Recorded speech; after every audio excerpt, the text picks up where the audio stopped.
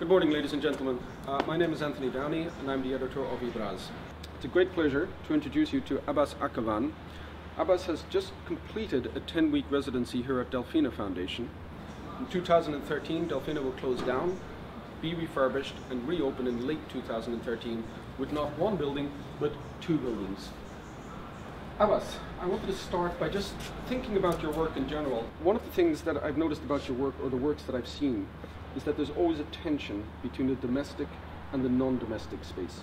How did you come to consider this particular building? I inherited this building through Delfina and Aaron, and I inherited subsequent to doing an exhibition with them in 2011 in Dubai, in collaboration with Dubai Culture. And so after that exhibition, when Delfina bought this house to be renovated, they wanted to do an intervention inside of it, and they invited me to do work that's in situ.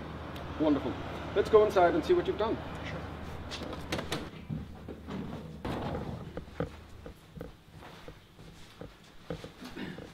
Abbas, we are now inside of the space on the first floor, and the first thing that is notable is that we have nature inside the room itself. These are Leylandii, and they are apparently growing in the space, or at least they've been put into the space for a very specific reason. Could you talk a little bit about what precisely this is and how it works in the context of the space?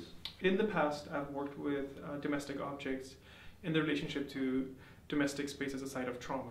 But in this case, when I wanted to do a project in the house, I decided that bringing those materials into the house would lose their kind of criticality. So I decided to work with what would be immediately outside the house, but infringing into the household. And in this case, I wanted to deal with what demarcates privacy within the garden, which is the hedge. And so for this show, we decided to work with the garden, and in some ways, I was thinking about how the space between the inside and outside could be folded, like a kind of a geographical fold, where what's just immediately outside could be brought indoors. This is also very unkempt. It seems to be taking over the space itself, something that we see throughout the show. Is there a sense that nature is encroaching upon the space? It is architecturally scaled to fit the house itself, and I'm not trimming it or keeping it more structured than it already is. But yeah, it's a kind of an overlap of invasion, but also I wanted to make it seem as though it just happened at the same time as it is. I want to pick up on this notion of trauma, and I want to work our way towards the back room on the first floor. And shall we? Sure.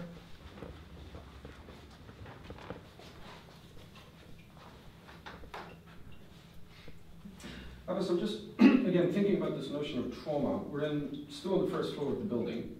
We're in a space which looks like an accident has happened. We seem to have some spillage from the ceiling. We seem to have some cloths used to mop it up. But there's also a sense that something else has happened here. Potentially something violent has happened.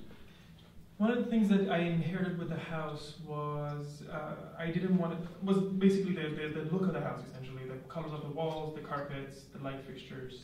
And I didn't want to intervene into what was already here.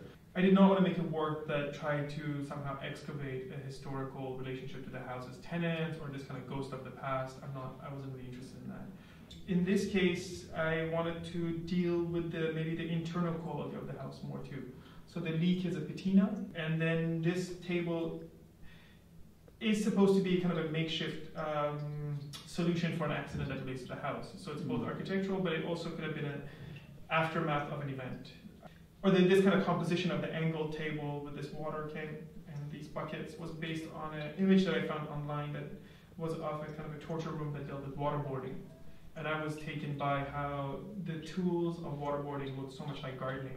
And this piece is called Leak. The other thing that is very notable here, Abbas, is that with this leak, what you've done effectively is refer to another part of the house. There seems to be a continuation, something else happening above us. Mm-hmm. Shall we go up and have a look? Sure.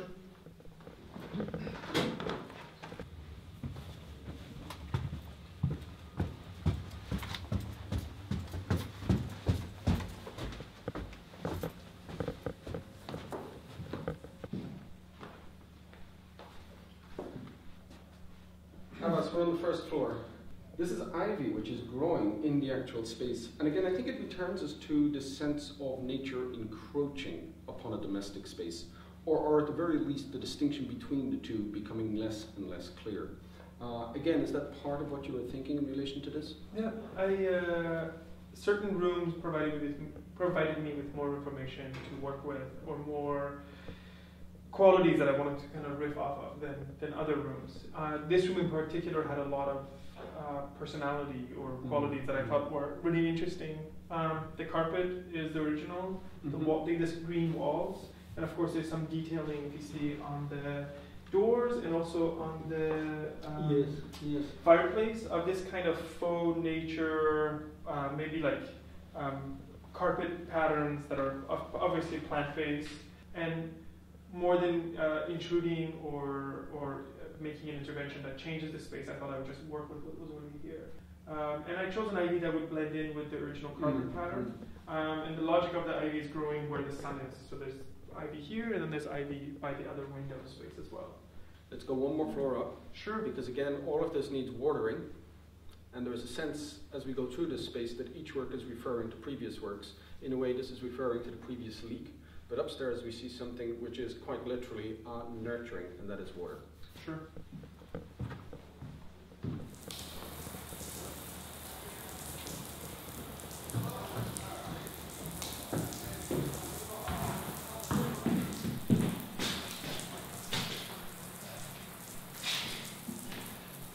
Abbas, the first thing that's notable about this is that it shouldn't exist in this space. It is a water fountain for a garden. Again, could you talk a little bit about how this confuses our sense of inside and outside?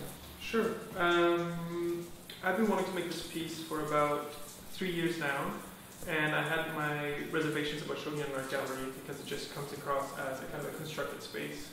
In this house, it made a lot of sense because in relation to the other works, it also dealt with the objects that are very common outside the home or nearby the home. And the floor with the original linoleum, I was interested in how it looked like grass or a kind of an aerial view of the ocean, but also it looks like marble. Since I had been thinking about gardening for a long time, I recall living in cities in Canada where at a certain time, like say 11 p.m., they would water the garden, they would water, public parks because they knew that there would be a lot of homeless people who would want to sleep in the parks. So even the act of gardening or the act of watering becomes a kind of a territorial or violent gesture, in my opinion, in some ways. Of course, I'm very mindful that I'm showing in a kind of a gardening capital of the world as well. It's not just a house that I inherited. It's also part of a kind of a geopolitics of the country, or just idea of civility in relation to gardens. We have one more room, which is quite a dramatic room, which is actually in the basement. But your intention with an audience is to bring them up into the building before returning to the basement. Yeah. Which is where we're going to go now. Sure.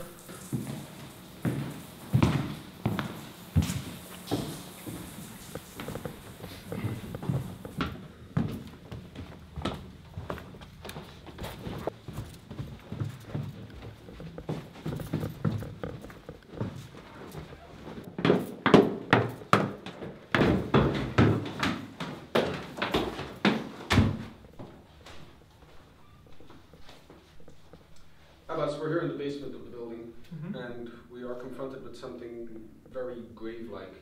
It's a complete section of soil which has been transposed on top of a table. Why soil? Does that continue with some of the motifs, some of the symbols that you've been exploring throughout this building in the work itself? Yeah, I mean, it's an element that's part of the garden already, but for me, this piece started as a kind of a bit of a formal approach too, in the sense that the soil is the same color as the wooden table, and then the form of it can be, this is a compressed piece of soil. It's actually 1,000 liters of soil, approximately, I think it's about a ton, and it's been compacted to 25% of its actual scale to keep its shape as a kind of a slice, and this kind of geometric form that mimics the tabletop. So it's top soil on tabletop. And it's obviously it has manure in it too. It's part of the soil's natural ingredient. It started also with ideas around even with farm to table, manure to mouth, or like this kind of dirt to mouth or shit to mouth. It's also consumption to production, or so there's a kind of a collision of these two elements that are already there. I'm not really searching for meaning so much as a kind of a spatial experience. I'm also really interested in sculpture that has audio components, and in this piece, the audience tends to be, every time I've shown it, tend to stand around it in complete silence, and it actually muffles sound, and it has a scent. Certain pieces like the sprinkler negotiates the audience through a kind of a more intrusive way where it has an audio as well, but it enhances echo with the water sprinkler upstairs. It also allows the audio, it also infringes the space of the audience to a corner of the room. So I'm driven into like how sculpture can also have a kind of a embodied or bodily effect on the viewer. And also of course senses like the smell and the moisture in the room is different in this room versus upstairs. And yeah. Abbas, thank you very much. My Very pleasure. successful show. I think when we first met I spoke about the fact that this seems to have really worked with the space. I understand this is your first UK show, your first solo UK show. This is the last show that we have here at Delfina. However, I'm hoping we will see more of you in London at some point soon. Sure. Yes. Thank you very much. Pleasure.